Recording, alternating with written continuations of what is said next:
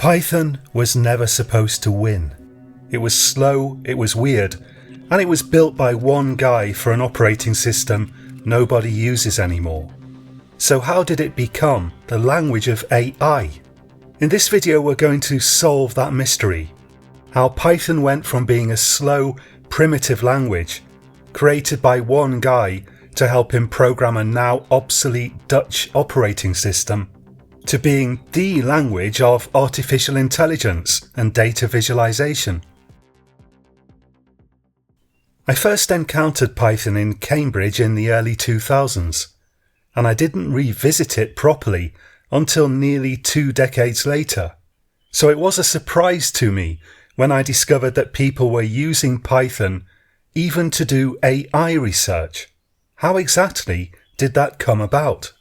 As we're about to discover, Python won not because it was fast, but because it was flexible, and because the fastest tools in the world wrapped themselves around it. Back in the early 1980s, Guido van Rossum in the Netherlands began working on a new programming language, a successor to ABC, a general-purpose language intended for teaching and prototyping. In computer programming in general, there have long been two somewhat separate strands or philosophies that most programming languages fit into. On the one hand, there are languages intended for application and systems development, languages like C, C++, and Java. On the other hand, there are languages that developed out of shell scripting, including Bash shell scripts, Perl, and Tcl, which combine sets of instructions that you can write in a terminal, for example to change the names of a bunch of files or move files around. Van Rossum was working with the Amoeba operating system, and he found himself writing either C programs for Amoeba or shell scripts for Amoeba. He had the idea of creating a language that was, in a sense, somewhere between a serious compiled language like C and a shell script. A language that could be used to create serious applications like C, but was also easy to use and wouldn't suffer from the readability issues that are commonly found in shell scripts. Python is an interpreted, dynamically typed language, and in that respect it's more like a shell scripting language than a compiled language. But its reach and capabilities have far exceeded what even its creator envisaged for it. Guido van Rossum succeeded in creating a language that feels a bit like shell scripting with the same conciseness, but is also a serious application programming language. A real programming language, in other words. Python has become the language of data science and machine learning. It's the language people often turn to for data analysis or even for researching artificial neural networks. And we're going to explore how that came about. I'll also show you a few examples of the kind of thing that Python can do out of the box. The name Python was inspired by the British comedy series Monty Python's Flying Circus. I can tell you, having worked in the Netherlands for a couple of years, that Dutch people have a quite distinctive sense of humour, somewhat akin to the British sense of humour, and Monty Python seems to appeal to them. Of course, I'm generalising here. Now, Python was never intended to be fast in its execution, and it still isn't a language that executes as fast as C, C++, Rust, or even Java. Python was intended to be fast for the developer to write, not fast to execute. So you'd think that Python could never become a language that's commonly used for manipulating large quantities of data or programming neural networks. Python was never meant to be fast at running code. It was meant to be fast for you to write code. But here's the trick. Python makes it incredibly easy to call modules written in blazingly fast C. Almost every scientific Python library today is really just a thin Python wrapper around highly optimized C, C++, or even Fortran. Python is the glue. Let me show you a tiny example. Here's a small fragment of C code. I compile it into a shared library, nothing fancy. And now, from Python, I can load that library and run its native C function as if it were a normal Python function. So I can, for example, parse a data file in Python, hand the heavy numerical work to C and get the result back instantly. And here's the important part. You almost never need to write the C yourself. Other people have already done that for every common task. This is exactly how NumPy, the Python package for numerical computing, works. It's Python on the outside, but it's highly optimized C on the inside.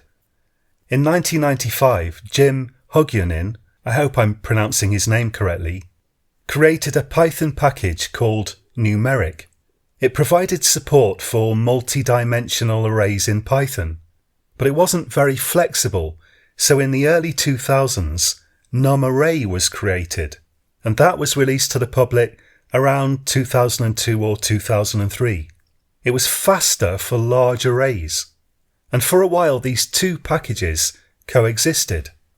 Then in October of 2006, Travis Oliphant released a unified version, NumPy.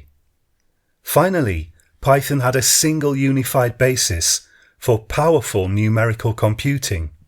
NumPy became the backbone of numeric Python, upon which everything else was built. NumPy sparked an explosion of Python packages for numerical computing, an entire scientific computing ecosystem. To name a few, we got scikit-learn for doing machine learning. We got Pandas for essentially creating spreadsheets in programming form. We got Matplotlib and Seaborn for visualizing data. Actually, Matplotlib predates NumPy and originally depended on Hogyanin's Numeric, but it happens to work great alongside NumPy. Let me show you how easy these Python packages have made the business of visualizing and manipulating data with a very simple, concrete example. And we'll take a look at something that blew my mind. Did I discover a new law of physics? Definitely not, but I did discover something that may actually be a useful approximation for some situations, and isn't in any physics textbook, at least not as far as I know. Here I've got some CSV data, that is, comma-separated values. Actually what I did was, I filled a cylindrical, open glass coffee jug, part of a French press, with hot water. Then, once a minute, I measured its temperature. Why did I do this? Well, I wanted some data for my Python for Beginners course to illustrate curve fitting in Python. I also weighed and measured 140 grapes, but that's a story for another time. Using Python, it's really easy to load this data and really easy to visualize it. In fact, I'm using way more lines of code than I even need to here, so that I can make the graph look nice. I'm using Pandas to load the data and Matplotlib to plot it. My first instinct was to use polynomial regression to fit this curve, with a view to making predictions about the future temperature of this jar of water. But if you've got a little bit of knowledge of how curves work algebraically, you're liable to start wondering if this curve doesn't fit some pattern that's actually quite simple. Let's try plotting the reciprocal of the temperature. Wow, now the graph's almost a straight line. Maybe with some minor tweak, it would actually be a straight line. Let's try squaring the temperatures. What do you know? Now it's a straight line. Let's go back to the original data and we'll use scikit-learn to do linear regression on the reciprocal of the square of the temperature. In other words, we'll use scikit-learn to find the straight line that best fits 1 divided by the temperature squared. Then we'll use that to draw a line of predicted temperature alongside the original data points. Look how incredibly well this line fits my data points. we're only seeing some deviation at the start here. This must be a result of a combination of cooling by evaporation and cooling by radiation and conduction. But I'm blown away by how well such a simple rule of thumb approximates the actual temperature. Does this apply to open cylinders of hot liquid in general? Could I use it to predict how long it will take my coffee to cool from a potentially carcinogenic 80 degrees to a safe, healthy temperature of 65 Celsius? I have no idea. If you try this out yourself, let me know. But coffee isn't my point here. My point is, look how easy it was to do all of this in Python. You can see why Python has become a favourite among scientists. Yes, we could have done this in C, C++, Java, or even somewhat easier, Perl, but it would have been quite a pain in the neck in all of those languages. In Python, it's easy. This is what Python is now effectively designed to do. Python's ascendancy in data science doesn't stop there. In 2015, Google released TensorFlow. The essential purpose of TensorFlow is to rapidly multiply grids of numbers, aka matrices or tensors. Here's me trying to explain this back in 2013.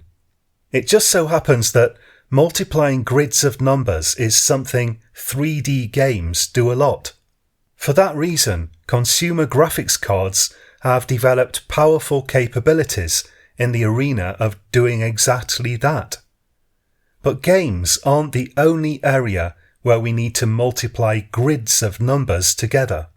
Artificial neural networks, which form the core of the artificial intelligence revolution presently underway, have the exact same requirement. TensorFlow can run neural network computations on NVIDIA graphics cards via a graphics processing unit, or GPU, programming system called CUDA. That's C-U-D-A. It wasn't the first GPU-accelerated deep learning framework, but with Google's backing, it was probably the first such framework that we could really call mainstream. And even if you don't have an NVIDIA graphics card, which I don't, TensorFlow is so highly optimized that it's still probably the fastest way to do these computations on your machine. TensorFlow can act as the arithmetic processor of Python packages like Keras for programming neural networks. And that makes Python the language of artificial neural network research. Deep learning, in a way, is just matrix multiplication at scale. Python didn't become the language of AI because it was fast. It became the language of AI because the fastest tools chose Python. Let me show you how simple it is to train a neural network in Python today. Here's a Python program that uses a standard Keras training dataset of animal pictures to train a neural network to differentiate between cats and dogs. We'll train the network for 50 epochs. In other words, we're going to run the data past it 50 times. When we're finished, we'll save the neural network weights into a file so that other programs, whether in Python or Java or C or something else, can then use those weights to configure a fully trained neural network. The training process takes a little time, but this is a relatively simple task, so we're only going to need a minute or two. Okay, that's finished, and we've produced a file of trained weights. Now let's fire up a Python program that reads those weights and uses them to try to classify the images in the training set. Okay, my neural network thinks this is a cat, and it is actually a cat. I would guess that was a cat, but you see how low resolution the images it's been trained on actually are. If you told me this was a dog, I probably would believe it. This is clearly a cat, and the network's correct. The neural network thought this was a cat, but it's got quite low confidence there 0.48, and it is actually clearly a dog. This is a dog and everyone agrees with that. Same here. It took me a while to figure out what I was even looking at. The neural network thinks it's a dog, it's pretty sure that it is a dog. We've got confidence of 0.98, and it actually is a dog. What I think is that this is a dog looking upwards. Here's a nose, and you can sort of make out two eyes there, but I'm not 100% sure. It kind of looks like a dog because of that big black nose, if that's a nose. My trained neural network gets 73% of these correct, which isn't bad, and we could improve on it using more training data, training time, or further refinements to the code. So there we have it, the story of how Python, once an obscure and relatively slow but flexible scripting language, became the language of data science and machine learning. You can use Python to help out with editing your videos and for working out your tax returns, and I do, but Python's way more than that. Python became the language of ideas, the language where scientists think, experiment, and discover. If you're interested in learning Python and how to use Python for machine learning, I happen to sell a 2-course bundle that may interest you. It includes 2 Python courses, my Python for Beginners course and my Python for Programmers course. Both include a ton of interesting projects that you can try right away, ranging from an implementation of Conway's Game of Life to training a neural network to do basic character recognition. Link in the description.